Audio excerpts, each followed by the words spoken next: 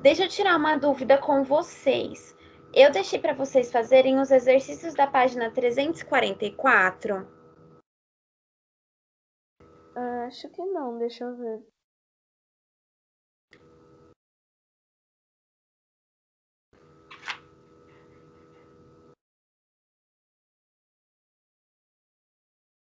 A gente fez na última aula até a página 342, certo?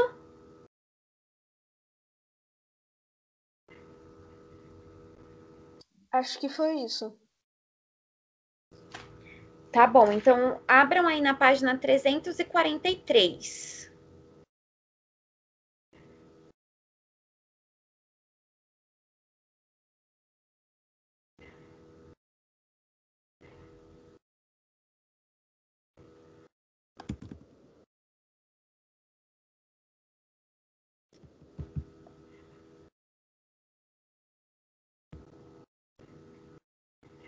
Se meu áudio começar a travar ou a minha câmera fica preta, me avisem porque eu tô com um probleminha da internet, tá?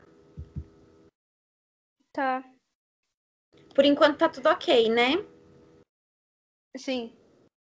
Tá bom. Então, sabe me falar se a gravação aí já iniciou? Não Iniciou. sei. Tá bom, então. Então, ó, lá na página 343, ele fala pra gente um mão na massa, tá? Corpo humano, sistema urinário. São poucos os órgãos e as vias que compõem o sistema urinário. Mas será que você entendeu como esse sistema funciona e está organizado? Pense no trajeto feito, por exemplo, pelas excretas nitrogenadas desde a sua produção no fígado até a sua eliminação no corpo. Nessa atividade, você e seus colegas desenharão a posição dos órgãos e das vias do sistema urinário e discutirão a função e as características de cada um deles. Por fim, relacionarão o sistema urinário com os demais sistemas estudados até agora. Como vimos no primeiro capítulo, nosso organismo funciona como um sistema único, composto de partes que colaboram entre si em um conjunto interligado e interdependente. No entanto, geralmente estudamos os diferentes sistemas do organismo humano separadamente, para que possamos compreender em detalhes como cada um funciona. A nutrição do corpo humano, por exemplo, é um processo que mobiliza diferentes sistemas. Procedimento: em grupo, discutam quais são os órgãos do sistema urinário e onde eles estariam posicionados em nosso corpo. Assim que chegarem a um consenso, desenhem esses órgãos na silhueta no papel craft e não se esqueçam de colocar o nome de cada um deles. Quando todos os grupos terminarem, posicionem os esquemas lado a lado para observar e discutir com a turma. Lembra que no começo do ano a gente pegou aquelas cartolinas e a gente estava desenhando, a gente dividiu em grupo e estava desenhando o sistema digestório?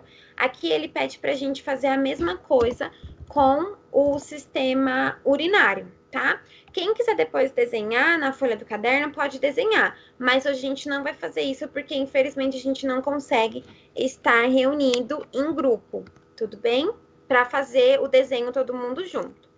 Então, a gente vai fazer os exercícios da página 344 do Agora é com Você. Número 1. Relacione as palavras filtro, reservatório e canal com as estruturas desenhadas na silhueta. Justifique sua escolha. Então, se a gente for pensar ali no sistema urinário, a gente viu que tem os rins, os ureteres que ligam os rins à bexiga, então eu tenho a bexiga urinária, e tem a uretra, que é o canal de saída da minha urina. Então, quais órgãos a gente pode, quais estruturas a gente pode associar com as palavras filtro, reservatório e canal? O filtro, eu poderia falar que quem desses órgãos é o filtro? Desculpa, pode repetir rim. a pergunta? Qual dos órgãos do sistema urinário poderia ser classificado como um filtro? O João falou que é um rim, então muito bem. Os rins, eles são considerados como filtros do nosso sistema urinário. Entendi. E reservatório? Quem que a gente pode falar que é o reservatório? A bexiga? A bexiga, muito bem. Então, o filtro, os rins, e o reservatório, a bexiga. E quem que a gente pode falar que é o canal? Ou os canais? O reto? Não, o reto não faz parte do sistema urinário, tá? Ah, O reto, urinário, entendi dizer. Não, sistema urinário. O reto, ele faz parte do sistema digestório.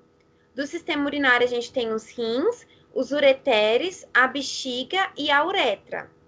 Então, quem são aí considerados os canais?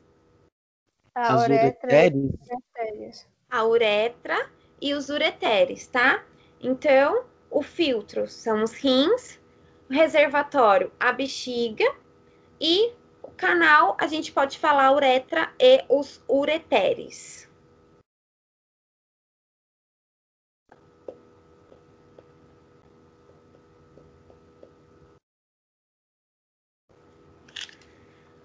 Dois. Há alguma via do sistema urinário compartilhada com outro sistema do corpo humano? Qual? Então, se a gente for pensar ali em todos os sistemas do corpo humano, existe alguma via do sistema urinário feminino que é compartilhada com outro sistema do corpo humano?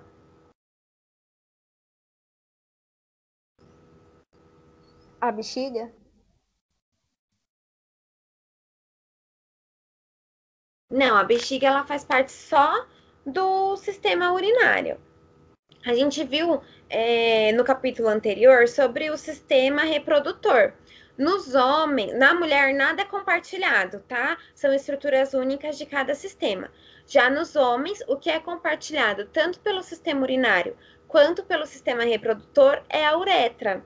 No caso do sistema urinário, pela uretra vai passar ali a urina, que é o xixi. E no caso do sistema reprodutor, também passa pela uretra os espermatozoides. Então, a estrutura que é compartilhada é a uretra apenas nos homens.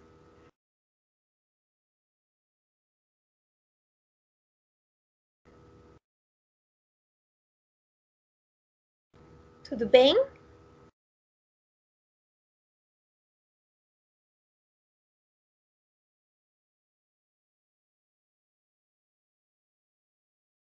Sim.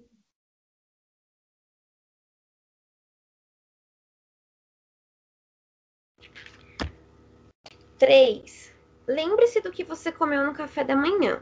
Descreva todo o caminho percorrido pelos alimentos ingeridos até a eliminação dos restos, não aproveitados pelo organismo. Cite alguns órgãos e sistemas vistos até aqui e de que forma são influenciados ou participam nesse processo. Então, nesse exercício, o que a gente poderia citar? O sistema digestório, que vai fazer a parte do nosso metabolismo para degradar os nutrientes que nós ingerimos através da alimentação, e o sistema urinário, porque o sistema urinário ele faz parte de filtrar aquilo que nos foi aqueles nutrientes que foram inseridos no nosso corpo e eliminar os resíduos que são tóxicos ao nosso organismo.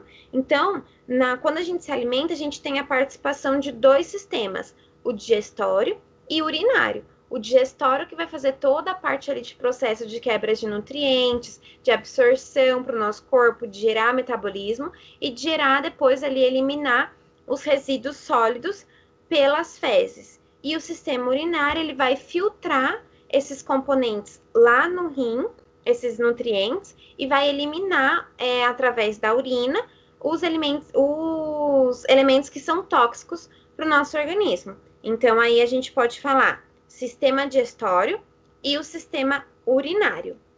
Tudo bem? Conseguem entender por que os dois estão ligados de certa forma? Sim. Mais ou menos. Mais ou menos? A Ana falou mais ou menos? É. Então, ó, vamos lá. Quando eu como, vamos dizer assim, uma maçã. A maçã, ela vai entrar na minha boca e eu tenho todos aquelas enzimas que vão facilitar a quebra em partículas menores, que são os nossos carboidratos, tá? Depois disso, vai passar por todo o meu sistema digestório. Então, esôfago, faringe, vai cair lá no meu estômago. O meu estômago, o meu intestino grosso, delgado, eles vão absorver os nutrientes que são bons para o nosso organismo e vão transformar os nutrientes que não são bons, aquilo que eu quero eliminar, em resíduo sólido.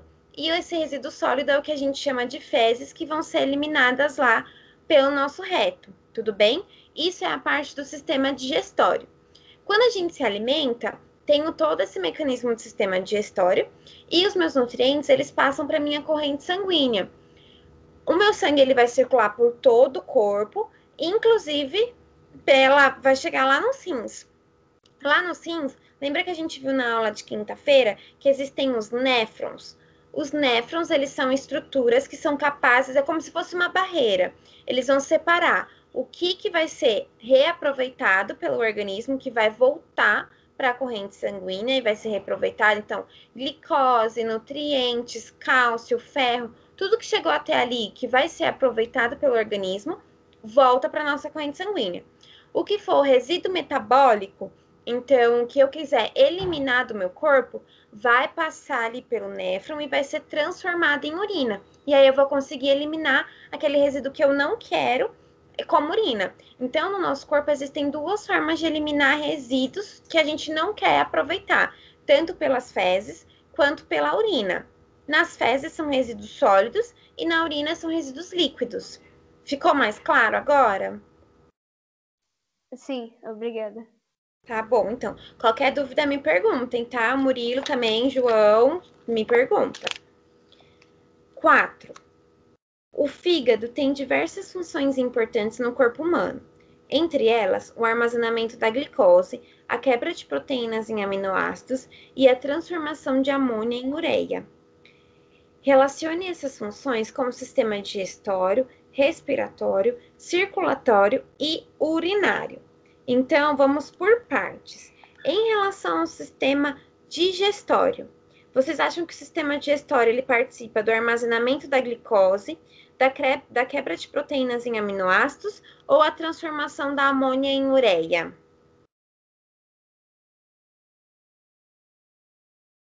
A primeira opção, eu esqueci o nome, mas eu acho que foi a primeira que você disse. Tem armazenamento da glicose, ou a pergunta fala de armazenamento da glicose, quebra de proteínas em aminoácidos e transformação da amônia em ureia. A Ana falou que o sistema digestório ele participa do armazenamento da glicose. O que mais que o sistema digestório vai fazer? Ele Vai quebrar proteínas e Isso. Ele quebra as proteínas em aminoácidos. Então, o sistema digestório participa aí de duas funções: armazenamento da glicose e quebra de proteínas em aminoácidos. E a transformação da amônia em ureia está relacionada a qual sistema? Vocês acham que é sistema respiratório, circulatório ou urinário? urinário. Isso, muito bem. Então, sistema digestório, armazenamento de glicose e quebra de proteínas em aminoácidos. E o sistema urinário está relacionado à transformação de amônia em ureia.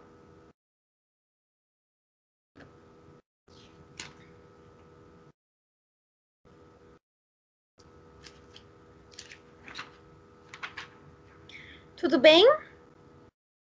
Sim.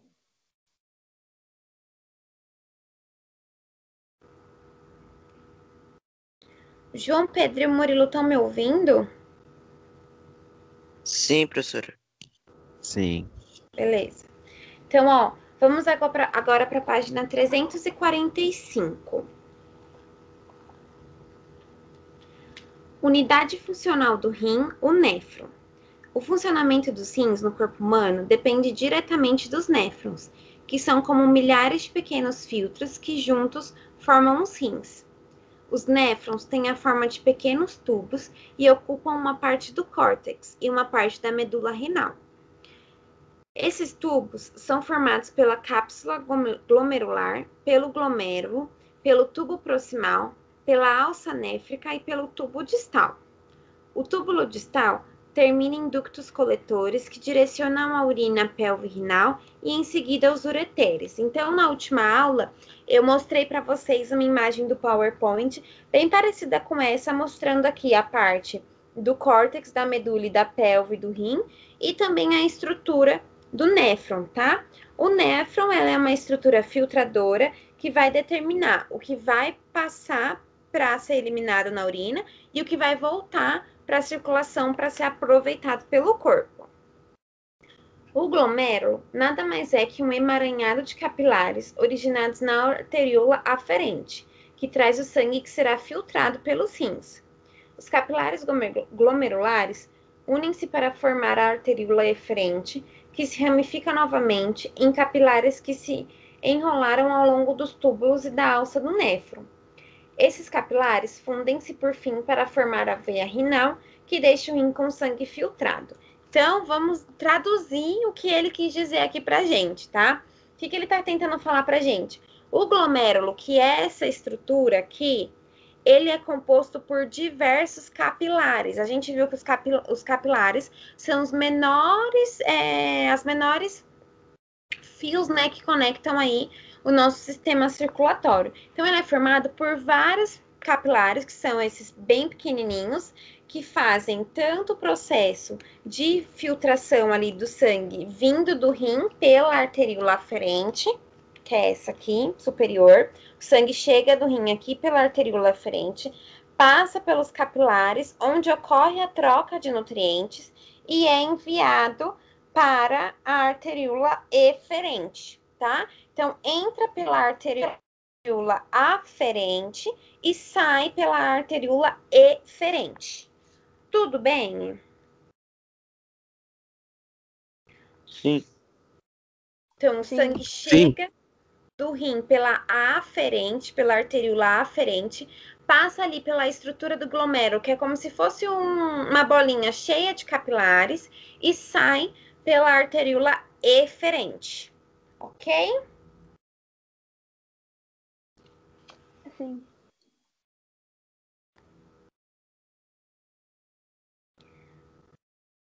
Formação da urina. Cerca de 1 litro de sangue chega aos rins a cada minuto por meio das 2 artérias renais. Ele percorre, então, as diversas ramificações das artérias dos rins até desembocar nos capilares do glomérulo.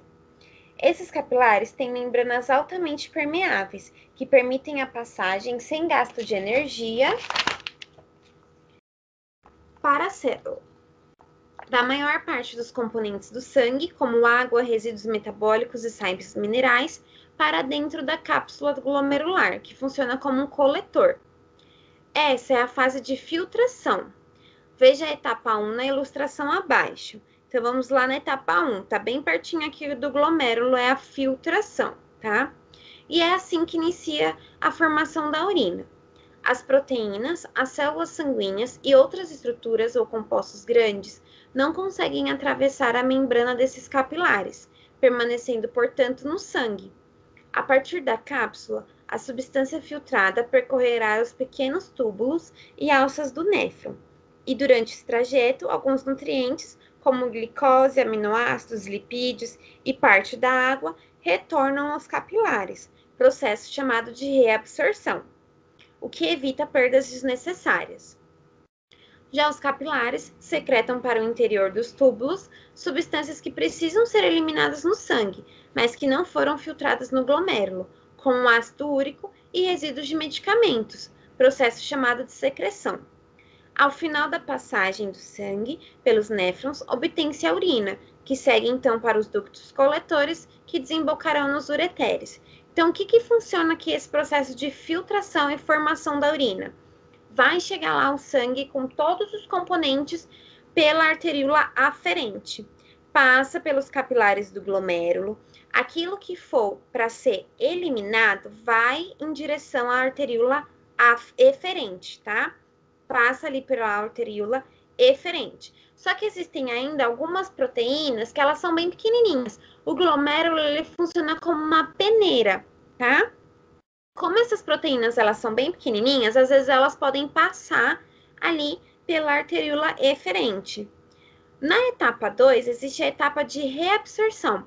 Então, aqueles componentes que passaram ali pela filtração e que foram encaminhados, mas que precisam ser ainda aproveitados pelo organismo, são reabsorvidos na etapa 2. Onde ocorre essa reabsorção? Nos túbulos. Por isso que ele fala que tem túbulo proximal e distal.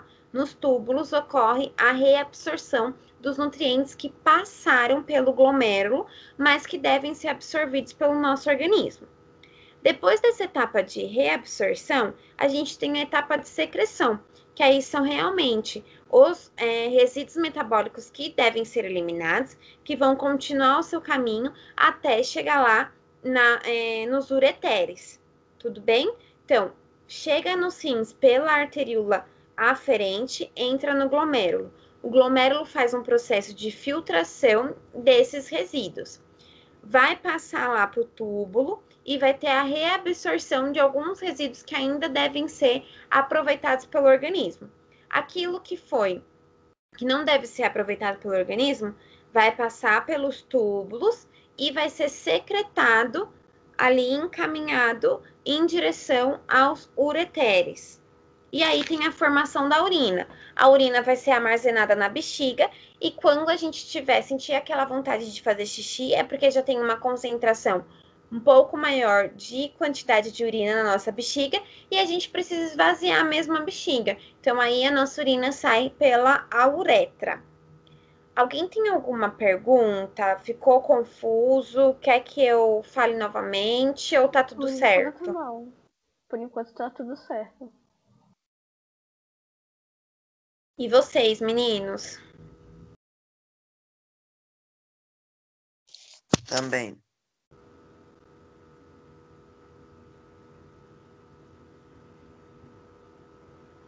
João, Murilo? Entendi também. Também entendi até agora. Tá bom, então. Armazenamento e excreção da urina. Mais de 90% da urina é composta de água. A ureia é a principal excreta da urina humana, mas também contém ácido úrico e amônia em menor proporção. Depois de formada, a urina é transportada para a bexiga, por meio dos ureteres, e lá é armazenada até o momento em que será eliminada do corpo. A bexiga é um órgão oco, com paredes formadas por tecido muscular que distende e contrai. Esse órgão comporta cerca de meio litro de urina. Existem dois esfíncteres, músculos em forma de anel, que abrem ou fecham orifícios e ductos dos animais. Um mais interno e outro mais externo, que impedem o fluxo contínuo da urina entre a bexiga e a uretra. O interno não depende da vontade do indivíduo para relaxar ou contrair, é involuntário, mas o externo sim é voluntário. É por isso que, uma vez tendo aprendido a controlar na infância, podemos escolher a hora e o local para urinar. Assim que a bexiga acumula um volume próximo à sua capacidade máxima, somos estimulados pelo reflexo da micção, que ocasiona contrações da bexiga e a abertura do esfíncter interno. Quando a micção ocorre de fato, o esfíncter externo é aberto voluntariamente e a urina é eliminada. Então, aqui a gente tem dois esfíncteres, que é a musculatura. Normalmente ele fica fechado. Quando a gente sente essa vontade de fazer xixi, a gente consegue controlar a abertura e o fechamento do esfíncter externo. O esfíncter interno, ele não é controlável, ele permanece fechado ali armazenando a urina dentro da bexiga e a bexiga ela vai dilatando. Quando ela está perto da sua capacidade máxima, o esfíncter interno ele é aberto, ele dilata um pouco, mas o esfíncter interno ele ainda fica contraído. A gente só vai conseguir relaxar esse esfíncter externo quando a gente realmente quiser urinar, tá? Por isso que a gente não faz xixi e nem cocô também. Existe lá um esfíncter na região do ânus que também faz esse mesmo processo. Porque senão, se fosse involuntário, já pensou, a gente ia ter que viver de fralda, porque ia fazer xixi e cocô a todo momento. Então, a gente consegue ter aí esse controle da nossa musculatura para decidir o local e a hora que a gente quer urinar, tá?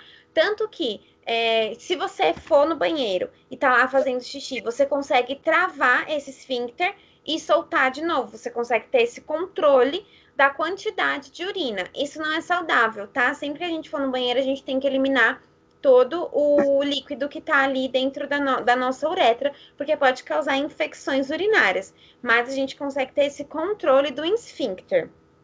Tudo bem?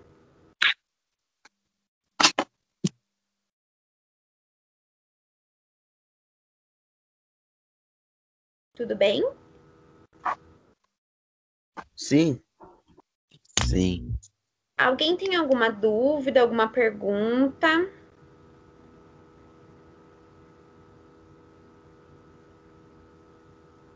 Sim, não. Pessoal, acordem. Você pode repetir a pergunta? Eu me distraí. Eu perguntei se vocês têm alguma pergunta. Vocês estão entendendo o que eu tô falando? Sim. Sim. Então, ó, isso é muito importante. Vocês precisam entender o funcionamento do nosso organismo, tá? Porque é tudo interligado. Senão vocês não vão conseguir compreender depois os outros sistemas que a gente ainda vai aprender. Tá bom? Ok. Eu vou deixar para vocês fazerem os exercícios 1 e 2 e o mais ainda dessa página 347. E aí a gente corrige na quinta-feira, tá bom? Tá. Vou mandar lá no binóculo para vocês. E eu tenho um recado para deixar para vocês antes da gente finalizar a aula, tá? A gente vai ter agora a nossa aula de quinta-feira, que a gente vai corrigir e continuar aqui estudando mais sobre o nosso sistema urinário. E na terça-feira que vem, a Pro não vai estar aqui no Skype falando ao vivo com vocês. Nesse final de semana vai ser o meu casamento. E aí a gente tem direito a um processo que se chama licença matrimonial. Não sei se vocês já ouviram falar ou conhecem, mas são alguns dias de folga que a pessoa tem assim que ela se casa. E aí a Pro não vai estar aqui ao vivo com vocês na terça-feira.